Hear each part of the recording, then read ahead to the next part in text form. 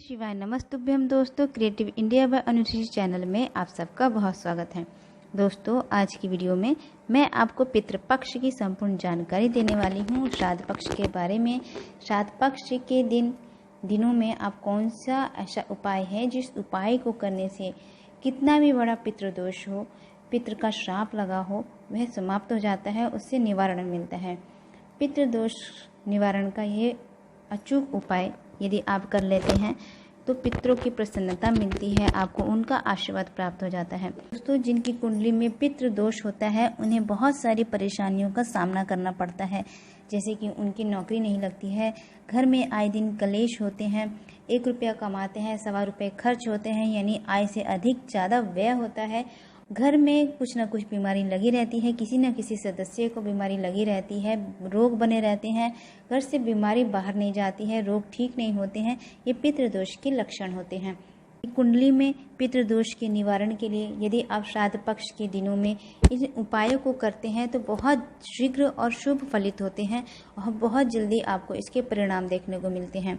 दोस्तों, श्राद्ध पक्ष के दिनों में आपको यह उपाय कैसे करना है, कब करना है और कौन इस उपाय को कर सकता है, ये सभी बातें इस वीडियो में बताने वाली हूँ, तो वीडियो को आप अंत तक जरूर सुनिएगा। तो शुरू करते हैं अपना वीडियो। दोस्तों, इस बार श्राद्ध पक्ष 29 सितंबर से शुरुआत होगी और 15 अक्टूबर तक समाप्ति होगी। 15 अक्टूबर को सर्वप्रति अमावस्या है। दोस्तों, श्राद्ध पक्ष में पितरों का तर्पण किया जाता है, उनका पिंडदान किया जाता है। पिंडदान करने के लिए कई लोग गंगा घाट पर जाते हैं अपने परिजनों का तर्पण करने के लिए, पिंडदान करने के लिए। तो जो लोग गया जाकर पिंडदान कर पाते हैं तो वे तो कर लेते हैं, जो समर्थ नहीं हो पाते हैं वे घर में ही पिंडदान करते हैं, अपने पितरों के लिए तर्पण करते हैं। घर में ही आप ब्राह्मणों को भोजन करवाएं, उन्हें दक्षिणा दें, कुछ वस्त्र दान करें। ब्राह्मणों के द्वारा कौवे के लिए, कुत्ते के लिए, गाय के लिए भोजन निकाला जाता है, उसके बाद ब्राह्मण भोजन करते हैं। तो शास्त्रों में बताया गया है कि ब्राह्मण का मुख, यदि ब्राह्मण के मुख में जो निवाला जाता है, श्राद्ध के समय जो भोजन करवाया जाता है, वह पितरों को प्राप्त होता है। तो जो भी आप भोजन आप ब्राह्मणों को खिला रहे हैं वे सात्विक होना चाहिए, शुद्ध होना चाहिए। श्राद्ध पक्ष के समय आप जो ब्राह्मणों को भोजन करवा रहे हैं उसमें मीठा जरूर होना चाहिए, खीर पूड़ी सब्जी होनी चाहिए।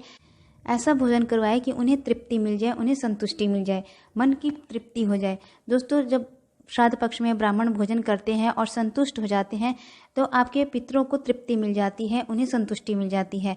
उन्हें संतुष्टि तृप्ति मिलने से उनका आशीर्वाद आपको प्राप्त होता है।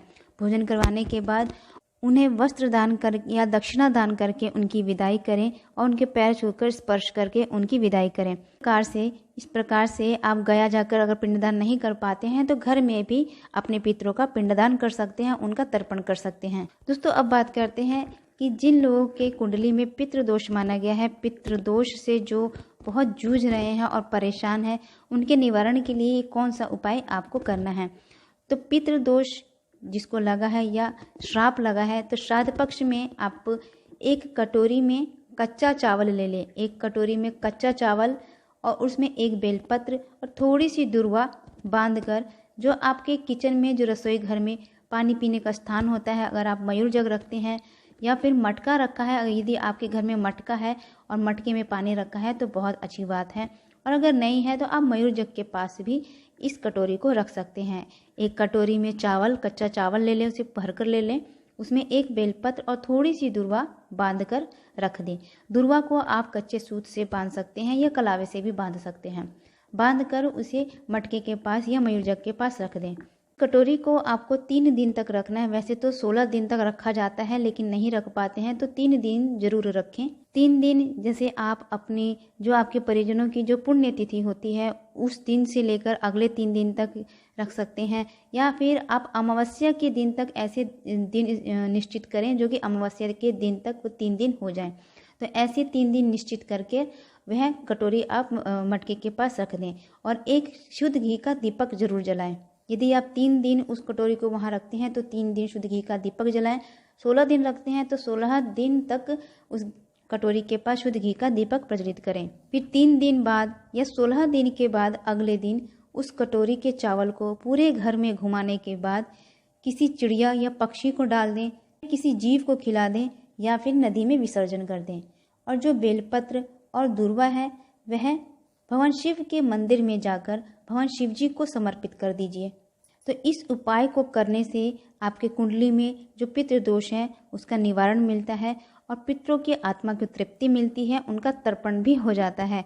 माना जाता है इस उपाय को करने से बेलपत्र का जो वृक्ष होता है, बेलपत्र के वृक्ष में पितरों का वास माना गया है। 6 दिन तक एक कटोरी में रखे चावल और बेलपत्र को भगवान शिव पर समर्पित करते हैं तो पितृदोष से मुक्ति मिलती है। तो इस उपाय को आपको ऐसे करना है, 16 दिन तक आप इस कटोरी के चावल को रखें या फिर 3 दिन तक रखें। जैसे आपको सुविधा मिलती है उसी के अनुसार इस कटोरी के चावल को रखिए। तो आप फिर से एक बार और समझ लीजिए कि कैसे करना है आपको ये उपाय। यह उपाय आप 16 दिन तक कर सकते हैं या फिर 3 दिन तक कर सकते हैं। 3 दिन आप ऐसे ले लीजिए जो आपके परिजन की पुण्यतिथि हो उस दिन तक, या फिर अमावस्या की तिथि को लेकर 3 दिन पूरे हो जाएं। इस तरीके के आप दिन निश्चित कर लीजिए, क्योंकि अमावस्या के दिन आप कोई भी उपाय करते हैं वे शीघ्र अतिशीघ्र फलित होते हैं और शुभ होते हैं। अपने पितरों के लिए जो भी आप उपाय करते हैं या कार्य करते हैं वे उन्हें जल्दी से शीघ्र ही शीघ्र प्राप्त हो जाती हैं। तो ऐसे दिन निश्चित कर लें और एक कटोरी में कच्चा चावल रखें, उसमें एक बेलपत्र और थोड़ी सी दुर्वा बांधकर मटके के पास रख दें रसोई घर में। उसे आप 3 दिन तक रख सकते हैं या फिर 16 दिन तक रख सकते हैं। 16 दिन के रखने के बाद या 3 दिन रखने के बाद अगले दिन उस कटोरी के चावल को किसी चिड़िया को दे दें या किसी जीव को खिला दें, या फिर आप नदी में भी विसर्जन कर सकते हैं। और दुर्वा और बेलपत्र को अगले दिन जाकर यानी उसी दिन जाकर भगवान शिव के मंदिर में जाकर शिव जी भगवान को समर्पित कर दीजिए और हाथ जोड़कर प्रार्थना कर लीजिए। इस तरीके से आपको यह उपाय करना है। यह पितृदोष का अचूक निवारण उपाय है। तो दोस्तों, इस उपाय को करने से आपके पितृदोष से मुक्ति तो मिलती ही है, साथ ही साथ आपके पितरों की प्रसन्नता प्राप्त होती है, उनका आशीर्वाद प्राप्त होता है। तो आशा करती हूँ आपको ये वीडियो समझ में आया होगा और ये उपाय समझ में आ गया होगा। अगर समझ ना आए तो आप कमेंट बॉक्स में कमेंट करके पूछ सकते हैं। मेरे चैनल को सब्सक्राइब कीजिए, लाइक कीजिए, शेयर कीजिए, बेल आइकन को जरूर प्रेस कीजिएगा, जिससे कि वीडियो की जो भी नोटिफिकेशन है आपको मिलती रहे। मिलती है अगली वीडियो में, तब तक